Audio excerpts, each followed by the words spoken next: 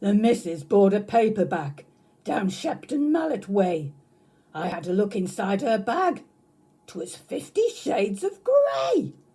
Well, I just left her to it. And at 10 I went to bed. An hour later she appeared. The sight filled me with dread. In her left hand she held a rope, and in her right a whip.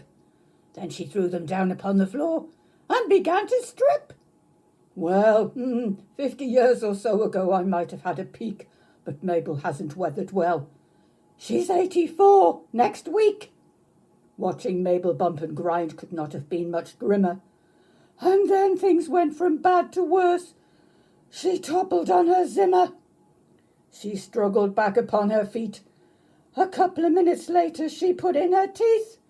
Back in, she said, I'm a dominator. Now if you knew our Mabel, you'd see just why I spluttered. I'd spent 2 months in traction for the last complaint I'd uttered. She stood there nude and naked, bent forward just a bit.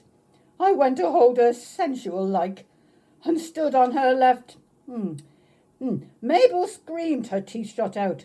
My God, what had I done? She moaned and groaned and shouted out, Step on the other one.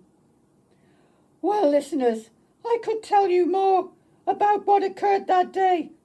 'Tis safe to say, my jet black hair turned 50 shades of grey.